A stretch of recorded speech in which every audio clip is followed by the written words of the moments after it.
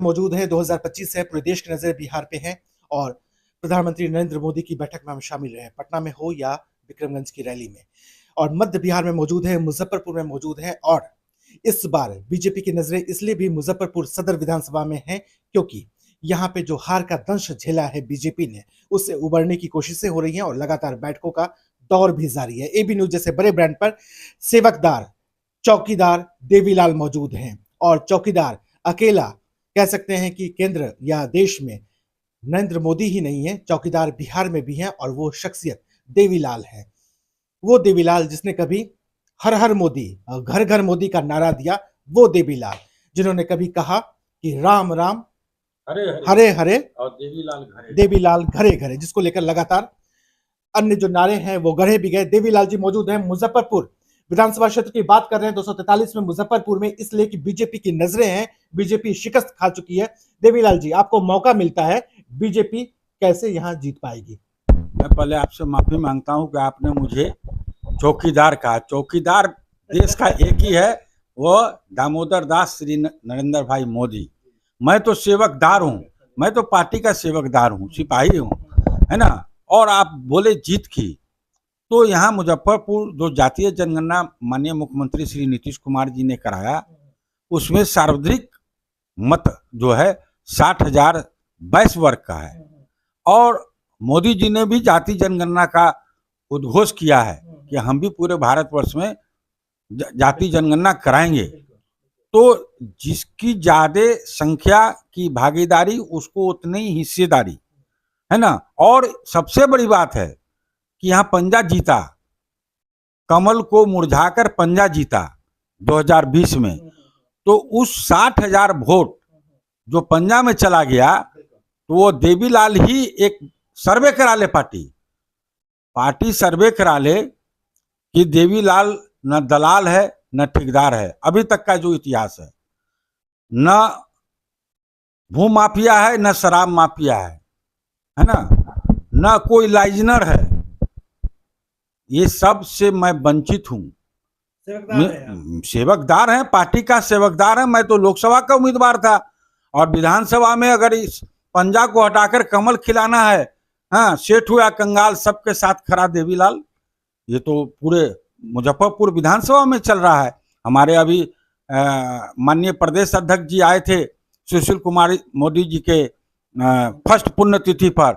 मैंने उनका जोरदार स्वागत किया, हजारों की संख्या में, पूरा सोशल मीडिया, पूरा अखबारों में छपा है। ये कोई मैं नहीं बोल रहा हूँ। आज वो तमाम सवाल जवाब कर रहे हैं जो शायद अब तक किसी ने देवीलाल से पूछा नहीं है, और उस सीट की भी चर्चा कर रहे हैं जो जहां एनडीए भाजपा शिकस्त खा चुकी है। मुजफ्फरपुर उनमें से एक है जहां लगातार ये जो बैठकों का दौर है वो जारी है कि किस चेहरे पे दांव लगाया जाए। और देवीलाल की चर्चा इसलिए भी कि जिस वर्ग से आते हैं उस वर्ग से यहाँ से विधायक भी हैं और देवीलाल वहीं से आते हैं। क्या ये जीत की गारंटी है, या गले में जो भगवा रंग है, माथे पर जो मिथिलांचल की टोपी है, या जो यहाँ पे वो तमाम जो लोग इनके साथ हैं, उसके दम पे लगता है देवीलाल जी जीत की फहरिस्त को लिखेंगे?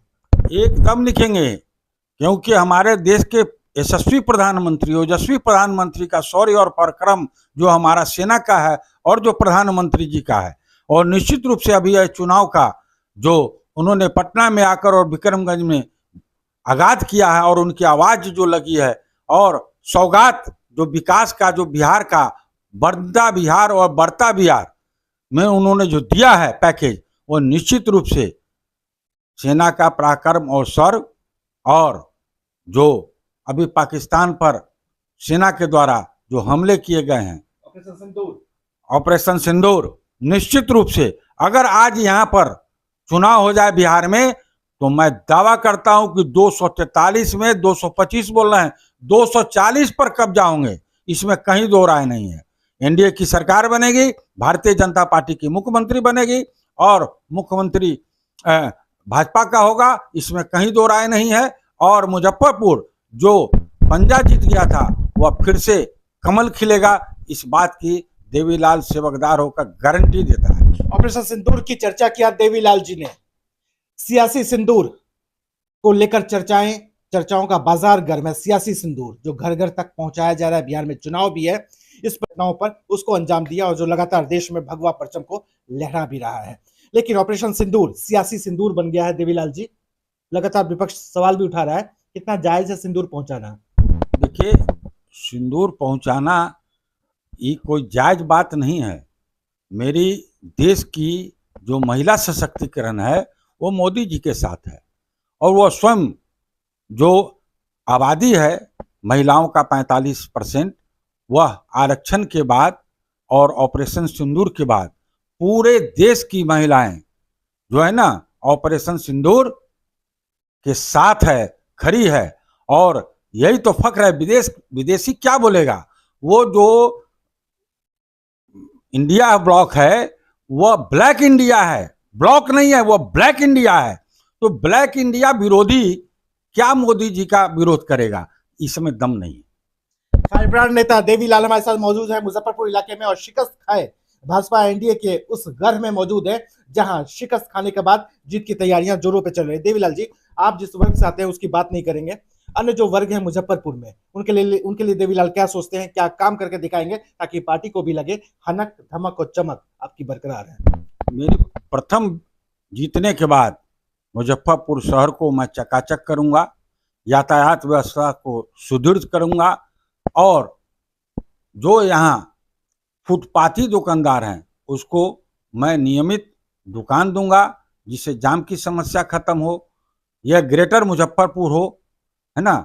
और प्रधानमंत्री जी का जो सपना था, यह स्मार्ट सिटी 8 सालों में नहीं बना है, विकलांग सिटी हो गया है, उसको मैं फिर से प्रधानमंत्री जी के सपना को पूरा करके तिरंगा यहाँ फहराऊंगा, और भारत माता की हर चौक चौराहा पर इलेक्ट्रॉनिक मैप लगाऊंगा, और सुलभ शौचालय बनाऊंगा, और पेयजल की पूर्ण व्यवस्था करूंगा। यही हमारी प्रथम पहला साल की उपलब्धता रहेगी, है ना, कि मुजफ्फरपुर को चकाचक स्मार्ट सिटी, हरा भरा सिटी, ग्रेटर सिटी बनाकर दम लूंगा। फिर उसके बाद जो 4 साल कार्यकाल बचेगा, तो आप पत्रकार महोदय देखेंगे कि पटना के बाद अगर सबसे खूबसूरत शहर होगा तो उसका नाम होगा मुजफ्फरपुर। दिल से बता रहे हैं देवीलाल जी, जज्बाती भी हो रहे हैं, लेकिन जो वायदे गिना रहे हैं वो वायदे करके दिखाएंगे आम जनता के वास्ते। बता रहे हैं कि मुजफ्फरपुर बदलेगा, और बदलते माहौल में मुजफ्फरपुर की परिवेश को, मुजफ्फरपुर की कहानी को नए तरीके से गढ़ा जाएगा। इसके वास्ते ये लगातार काम भी करेंगे। चलते चलते मुजफ्फरपुर है, कई दावेदार सामने हैं, उन दावेदारों से कैसे निपटेंगे देवीलाल जी? गुटबाजी से कैसे देवीलाल जी आगे बढ़ेंगे? जिनको टिकट नहीं मिलेगा उनको कैसे अपने पाले में आप लाएंगे? देखिए, यहाँ कोई गुटबाजी नहीं है, सब हमारे भारतीय जनता पार्टी के कार्यकर्ता हैं। मेरे नाम पर कोई गुटबाजी नहीं होगा, सब साथी होंगे, और वो साथ मुझको देंगे। और भारतीय जनता पार्टी का कमल का विरोध करने वाला वह पार्टी का कार्यकर्ता नहीं हो सकता है, वो कभी नेता नहीं बन सकता है। इसलिए मुझे पूर्ण भरोसा है कि कोई गुटबाजी नहीं होगी, सब साथी होंगे और सब साथ देंगे, और कमल खिलाएंगे मुजफ्फरपुर में फिर से। बिना राग लपेट के आज देवीलाल जी ने तमाम सवालों के जवाब दिए और जनता को सीधे बताया है कि मेरे मन में आकांक्षा क्या है, सपने क्या है, ख्वाब क्या है। जनता ने आशीर्वाद दिया, उन ख्वाब को, उन सपनों को पूरा करूंगा। सर, लाखों लोग आपको देख रहे हैं, खासतौर पर मुजफ्फरपुर की जनता, विधानसभा क्षेत्र की जनता, उनके लिए अपील आपका, उनके लिए आपके 2 शब्द। बिहार का आवाज और आगाज है, उसी के तहत मुजफ्फरपुर भी, है ना, बनता बिहार, बढ़ता बिहार, और ग्रेटर मुजफ्फरपुर कैसे बने, स्मार्ट सिटी कैसे बने, है ना, जो यहाँ ग्रीन सिटी है, स्वच्छता अभियान है ना, जो आप देखते हैं डिलक्स शौचालय दिल्ली पूरे बड़े बड़े शहरों में यहाँ भी हो,